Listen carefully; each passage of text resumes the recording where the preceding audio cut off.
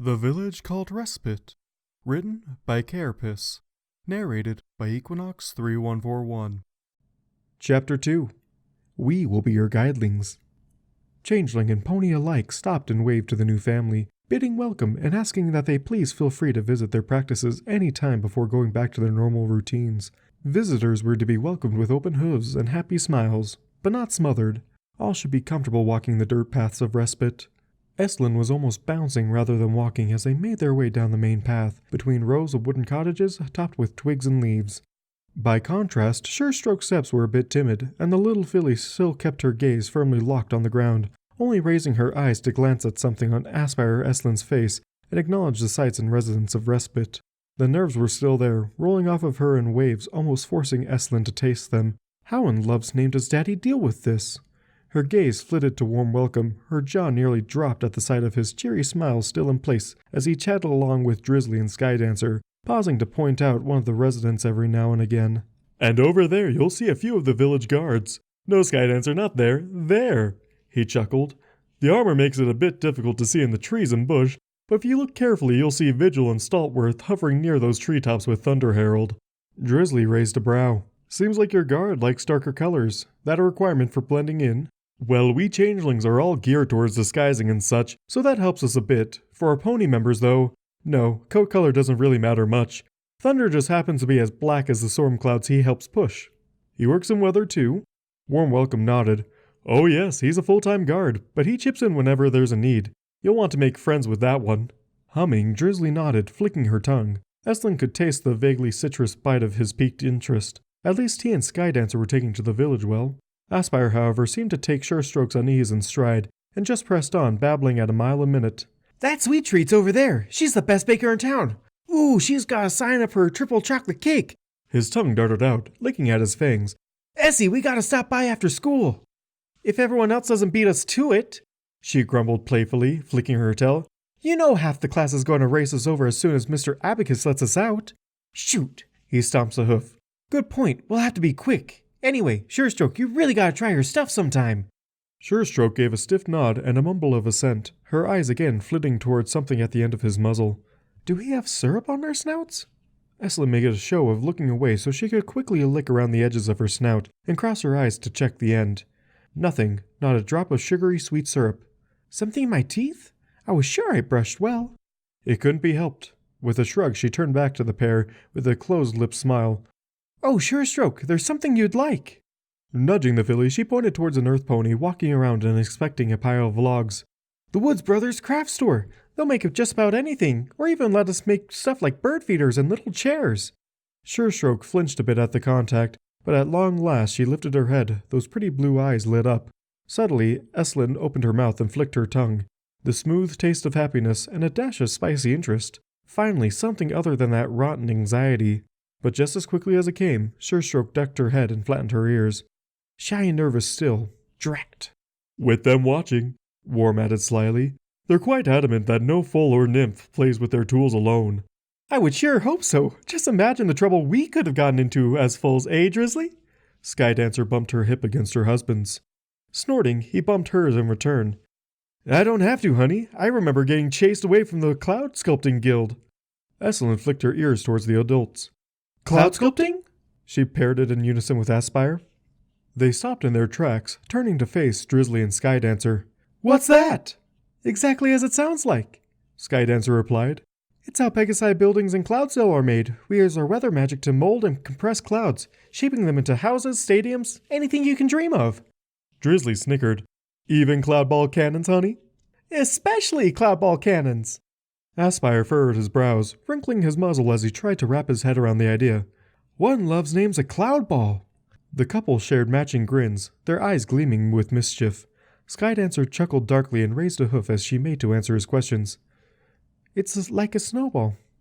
A new voice spoke up, just barely above a whisper. Estlin slowly looked over her shoulder, blinking owlishly at the little filly scuffling a hoof against the ground. She had to force herself to slowly pivot on her hooves rather than bound over to stand at her side. Little steps. "How's that?" she asked, fighting against the tugging at the corners of her mouth. Rustling her feathers, Surestroke glanced up, chewing on her lip a bit before expanding upon her answer. We make them like snowballs. Just roll them together, make sure they're packed nice and tight, and throw. Huh. Estlin shared a look with Aspire and resumed walking, falling back into step beside Surestroke. I don't think any of the Pegasi and Respite have made cloud balls. They haven't, not even the ones from Cloudsdale. Then again, he shrugged, we get snowfall here, so it's fair for everyone to just use that. Still, you'd think Mr. Breezy would have used that on Queen Euphoria at some point, right? Please don't give him ideas, their father mocked groaned. That aside, interesting, Surestroke. If it's that similar, I'm sure you'll be a big hit when the snowball fight begins. Snowball fight, eh? Skydancer said, her voice almost a purr. Well, you just have it all here, don't you? We try, Aspire replied happily. Lots of ponies come from faraway places, so there's always some new tradition that springs up and gets adopted. Queen Euphoria loves for every pony to feel comfortable like this was their home all along. Well, she certainly sounds like a nice changeling. Speaking of which, warm welcome. If you don't mind me mentioning, Hawkeye and Merryweather said something about meeting the Queen at some point. Part of getting settled in, they said. She gave a little rustle of her feathers. An awkward smile graced her muzzle. Is there an appointment we need to set up, or time so we can go see her? Does she hold courts like Princess Celestia and Luna? The trio of changelings stopped abruptly. Estlin sucked in her lips, desperately fighting back laughter, and looked from Aspire to warm welcome. Her brother, naturally, was in a similar state, disguising his snickers as a sudden coughing fit. Warm welcome simply chuckled and shook his head. No, Skydancer, you don't need to make an appointment. It's all part of the tour. We're headed there next. His smile fell ever so slightly at their sudden unease, and raised a hoof, waving them off. Oh, don't worry, Queen Euphoria is quite nice, and is always eager to welcome newcomers to the village. Her door is always open to permanent residents and visitors alike. In fact, take a look. He turned to point at a lone cottage standing in the center of town. Standing at 2 stories high and taking at least thrice the space than the others, Queen Euphoria's cottage was clearly the focal point of Respite. The front door itself was wide open to welcome any who wished to visit, with a pony and changeling standing guard on either side, greeting bypassers with smiles, hugs, even the occasional joke. Estlin flicked out her tongue, giggling at the taste of the outsider's shock.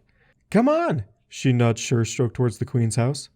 Don't want to keep them waiting, Mr. Drizzly, Aspire added, zipping over to tug at Drizzly Day's legs.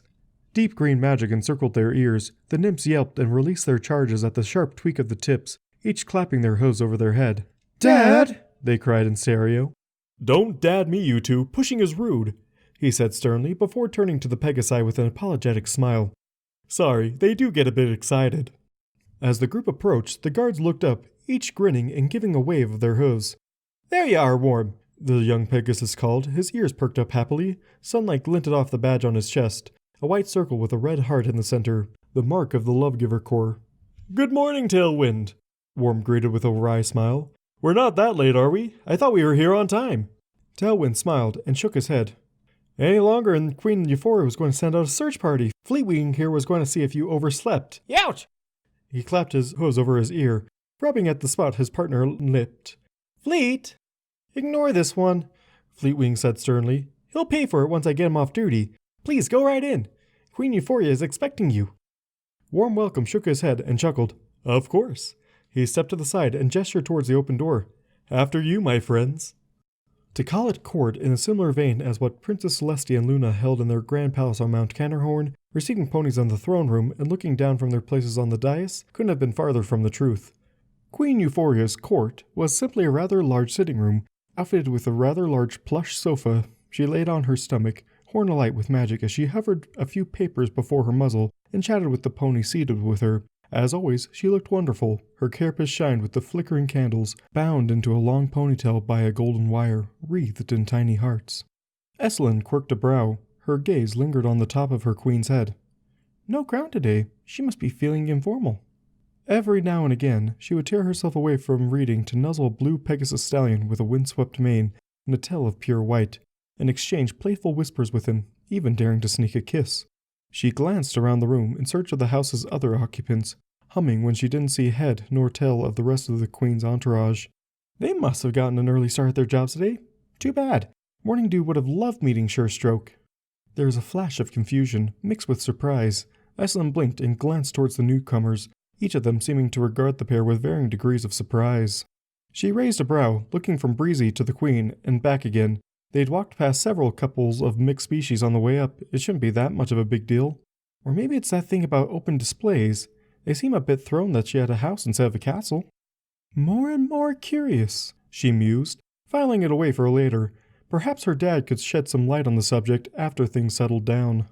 Warm welcome, Skydancer and Drizzly trotted forward to stand in the center of the room, stopping just a short distance from the Queen. However, Surestroke remained still, her eyes wide and locked on Queen Euphoria. The waves of anxiety and fear rolled off of her again, threatening to drown Estlin in the foul taste. Blinking, she reached over to nudge the filly, who squeaked and recoiled from her touch. In love's name, how does Daddy put up with this taste? Estlin held her smile as best she could and nodded towards the adults. Don't be afraid, she whispered. Queen Euphoria is really nice. Surestroke whimpered, her eyes darting back and forth as though looking for an escape. But Aspire nudged her from the other side. Hey, he hissed. We wouldn't lie to you. Pranking isn't fun if it really hurts. Besides, he grinned and thumped a hoof against his chest. If she does act mean, Essie and I know where she hides all her chocolates. My. Queen Euphoria purred from her couch, surveying the little ones with a half-little stare and a playful smirk. What a wonderful little threat, dear Asper. Surely you recall what happened the last time you stole from my sweet cabinet, don't you? This time it was Aspire who squeaked and jumped. His wings flared out and buzzed as he tried to right himself. Just a joke, Queen Euphoria, he stammered, bowing low. Please don't dye my carapace again. Chuckling, she unfolded her hooves and placed them on the ground, elegantly sliding herself off the couch to approach the group. Queen Euphoria stood nearly a head taller than Drizzly and Warm. Her smirk broadened into a genuine smile as she closed the distance between herself and the newcomers and offered a hoof. Drizzly Day and Skydancer, charmed to meet you. As my dear Warm Welcome's wayward son says. She paused to glance at Aspire and winked. Queen Euphoria, leader of Respite Village and the caretakers. Drizzly took her hoof, his smile tightening, his ears pinning back. A pleasure, Your Highness, he replied quickly. I can't begin to tell you how much my family and I appreciate the opportunity. Work in weather management is a bit competitive back home. So I've heard, though in this case, Cloudsdale's oversight is to Respite's benefit, if you don't mind my saying. I look forward to seeing your work, Drizzly. It's hard to find a fully fledged weather pony willing to relocate to our village these days. You pulled us out of quite the pickle. I don't mind at all, thank you, Your Highness. She held up a hoof.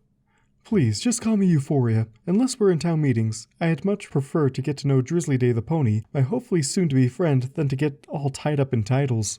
Suddenly her smirk was back, her eyebrow arched. Euphoria made a show of looking at the pair of Pegasi up and down. Unless... No, never mind. Too soon for that joke.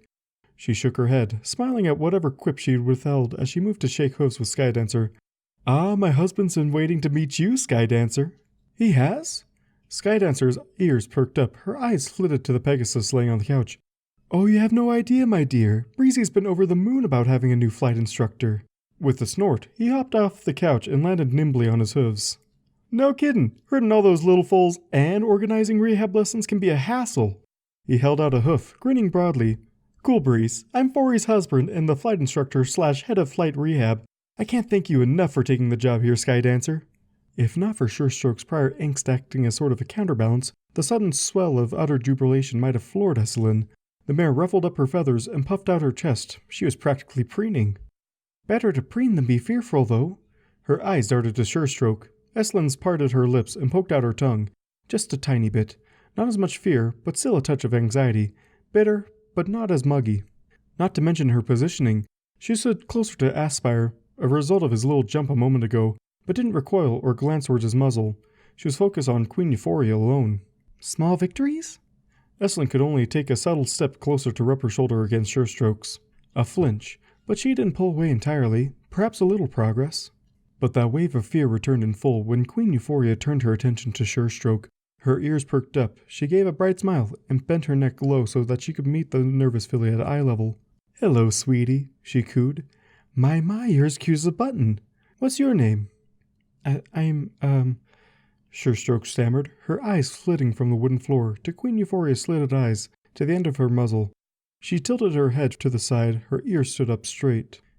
Fear, anxiety, even the little hint of longing for home vanished in favor of confusion and curiosity. Estlin snuck a peek at her queen, raising a brow at the distinct normality of her smile, the same happy one she seemed to always wear.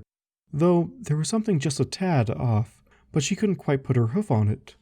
Go on, Queen Euphoria coaxed gently. Biting her lip, Surestroke unfurled her wings, her feathers fluffed up almost defensively. Surestroke, your highness, she managed, giving a little flinch and laying her ears flat. With a happy nod, Queen Euphoria leaned forward and nuzzled the top of her head, quite a bit further than Aspire or Esselyn had even dared to take their greetings. Very nice to meet you, Surestroke, she said. I hope you come to like my village as much as I do. Better than earlier, Esselyn thought. Still anxious, though. Why does stress have to taste so bitter? She shoved those thoughts to the side once more. There would be time for that later. Another little rub of her shoulder against Surestroke's, coupled with an encouraging nod. Step 1, make her feel welcome and comfortable, with a little assist from the Queen. Aspire took it upon himself to stand up tall and speak up. We can show her around more once she gets all settled in. Oh, and school too. Speaking of which, Warm Welcome cut in smoothly. You two haven't been watching your time. You need to get going or Mr. Abacus will come looking. Oh dear, Queen Euphoria reared back and gave a gasp of mock horror. Well, we can't have Mr. Abacus finding out that I made you too late. He might try to put me in detention. Coolbreeze snickered and broke from his little chat with Skydancer. Try? Love, I think he might just drag you by the ear and lecture you in front of all of his students. Good point, Breezy. You two have just best rung along. You're both just a terrible influence on me. Giving a wink, she leaned down to nuzzle both nymphs' manes. Thank you for visiting, she whispered, and offering to help. Beaming, the pair returned the gesture, each threw their hooves around her neck and squeezed tight, mumbling their goodbyes before darting over to hug their father. Ooh! Warm Welcome staggered with the sudden weight of his nymphs on his back and shoulders. You two are just getting too heavy to be giving your poor old dad those big hugs. Too bad, Aspire replied with a laugh. You'll just have to suffer it all until you're old, gray in the mane and tail, and all creaky in the joints. Growling playfully, Warm nipped at his son's ears. Thanks, son of mine. I'll remember that. His facade fell. He reared up and twisted to wrap both up in a tight embrace. Good job today, he said, keeping his voice low while the others talked amongst themselves. You both did really well. I'll make sure to stop by and get those sweets you were looking at once I'm done helping our new friends. Yes! Aspire and Esselyn pumped their hooves. But only if you're not late for class. Oh, sweet Chitin! Run, Essie! The pair fled from the Queen's sitting room as fast as they could, Coolbreeze and Warm Welcome's hearty laughter and the Queen's bell-like giggling chasing behind them. But just as they passed Surestroke, Esselyn caught it. A small smile and a stifled laugh, those pretty blue eyes shining with mirth. Happiness and humor had never tasted so sweet. Chitinous hooves thundered against the wooden schoolhouse floor. Esselyn turned the corner, skidding a short distance before she managed to find purchase and get her stride back. Come on! She called over her shoulder to her lagging brother. Only a minute before the bell! I'm coming! He shot back as best he could, his tongue lolling out as he struggled for breath. I knew this was going to happen. Quit being such a baby! Esselyn turned, her eyes lighting up as their classroom came into view. Only a few seconds and our hooves have to be through the door before it starts, or we're toast. She put on an extra burst of speed, buzzing her wings to help make her steps lighter. Closer and closer, the door was just within reach. Esselyn lit up her horn, her magic engulfed the door handle and roughly pulled it wide open. Nice and easy for the siblings to dive through and shout, Made it! At the top of their lungs. Aspire tripped as he tried to land and tumbled head over hooves and landed just before a chestnut-coated unicorn. Can't give us detention. Oh, sweet kite in my chin. This time, Mr. Abacus. He grinned weakly and tried to blow a raspberry. He couldn't even muster the strength. Darn it, why does Queen Euphoria's house have to be at the other end of town? Mr. Abacus raised a single eyebrow, smirking at the attempted slight. What do you think, class? He asked playfully. Should we tell them? The foals and nymphs in their class snickered, each grinning wickedly. In unison, they threw their hooves out wide and waved them in time as they sang. You're late! You're late! Oh, so very late! No way! Aspire cried, leaping to his hooves.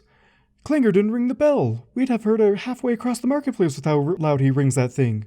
I'm afraid Klinger's a bit sick today, but if you need proof... The clock resting on his desk floated over, engulfed in a pale blue aura. You're actually 5 minutes late. Esselyn leaned over, her breath hitched in her throat, her bright pink eyes going wide as she read the clock face twice to make sure she wasn't seeing things. Sure enough, the minute hand was pointing straight at the stylized number 1. 5 minutes past the hour. They were late. Again. Maybe a third look would help? She cringed, her mother's stern gaze flitting through her mind. The lecture from last week was still so fresh. Being late a second time in 2 weeks? They might as well just try hiding out with Sweet Treat and Vigil. At least they would just give a tiny talk and just let things go while the pair hid themselves. Mr. Abacus chuckled as he floated the clock back over to his desk. So then, let's hear it, he prompted, waving his hoofs. Why were you late this time? Did Sweet Treat lure you in with one of her creations? Or did Frosty and Creamy, or what did you say the last time? Oh yes, spot you trotting innocently down the pathway and try and rope you into an ice cream tasting extravaganza? The class tittered and then began tossing in their own predictions, from the timeless classics such as Their Dog Ate Their Homework to a rather entertaining tale of Aspire wielding his mighty ruler and protector in order to defeat the black hordes of the Dark King Sombra. Aspire struggled to hold a straight face, eventually just snorting and dropping his head to hide a sheepish blush and grin. My stories do not sound that crazy, he mumbled. Hate to tell you, but they kinda are. His head shot up, a deep scowl crossed his muzzle. Estlin shrugged and sat back on her haunches, holding up her hooves. Sorry, I call him like I see him. Traitor! With a roll of her eyes, she bumped her hip against his, then turned her attention to Mr. Abacus. Actually, she began, we are busy helping our dad with his job. The joke stopped abruptly. Estlin hid a triumphant grin and fought the urge to taste her classmates' emotions as they sat up in their desks.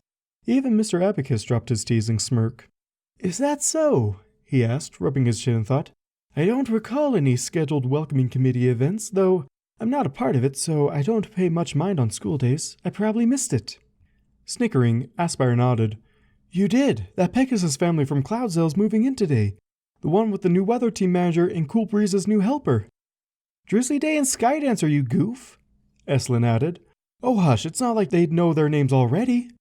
Oh, now I remember, Mr. Abacus cut in before they could get too far in their bickering. Cool Breeze was over the moon when Hawkeye and Merryweather came back saying that they had accepted the job offers.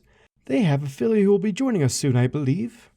A wave of excitement nearly sent Estlin staggering. She blinked a few times to clear her head of the rush of energy from her classmates. At her side, Aspire was in a similar state. Emotion with focus was always more important and more fulfilling.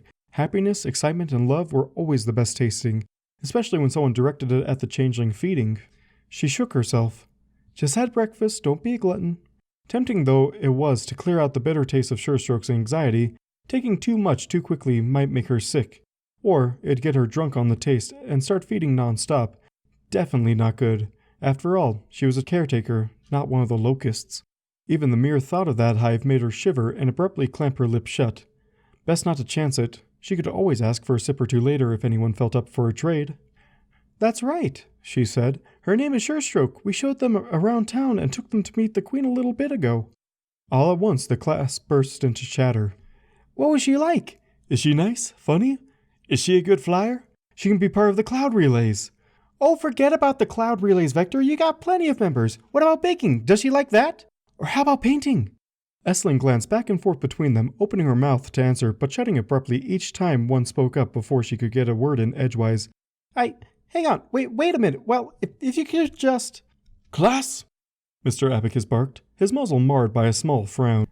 At once they sat back down, their mouths shut and hooves placed on the desk one atop of the other, the very picture of innocent preteens. Sorry, Mr. Abacus, they chanted sullenly. I'm not the one you should all be apologizing to. He pointed to Aspire and Estlin. These two would be more than willing to share if you'd give them a chance to speak instead of chattering like squirrels. Their ears laid flat, each of the foals and nymphs muttered a quick apology, some shifting in their seats, and a few Pegasi ruffling their wings. A touch of shame for their poor manners, palpable like bad-tasting medicine. Out of the corner of her eye, Estlin spotted Aspire pulling a face and sticking out his tongue, his tolerance long since spent. It's all right. As for Surestroke, well... She's a bit shy, Aspire finished for her. A lot shy, really. I nearly had to ask if I could go wash out the taste of anxiety on the way to the Queen's house. You too, huh? Though, the little bit of humor when we had to run out was worth it, even if we were late. A goofy smile crossed his muzzle. Aspire closed his eyes and gave an airy giggle. Oh, I know. After all that stuff before, it was just perfect. And just how did the tour go? A unicorn filly named Prim and Proper asked in an almost haughty air to her tone. You two didn't scare her with your silly pranks, did you? Esselin frowned and fixed Prim with a glare. Always a constant battle with the daughter of Queen Euphoria's trusted assistant. Everything had to just be perfect with her. As a matter of fact, no, we didn't do anything of the sort. We just showed her around, pointed out a few of our favorite places to hang out, and helped our dad introduce her to Queen Euphoria. And that's it. Really, not one little joke? Prim, Mr. Abacus called warningly, that's enough. If Aspire and Esselin say they were helpful, I'll believe them. Besides, Mr. Welcome would hardly let his own nymphs cause trouble during a tour. He paused to glance at the siblings. His smile returned as they nodded back to him. Good. That said, we've got a couple of days until Surestroke and her family are settled in, and she's ready to join us. So let's all give her a warm welcome. Don't you? Aw, but we don't want to give our daddy away, Aspire and Esselin sang, sticking out their lips in matching pouts and giving him a show of their patented twin nymph eyes. Groaning, their teacher sat back on his haunches and rubbed his temples, his ears pinned back and laid flat against his scalp as his students giggled. Every darn time, you two, he grumbled. With a glare, he waved them off to their seats. Go sit down before you give me a headache, you naughty nymphs. Now, moving along, we do have quite a bit to cover today. Take out your textbooks and let's get started.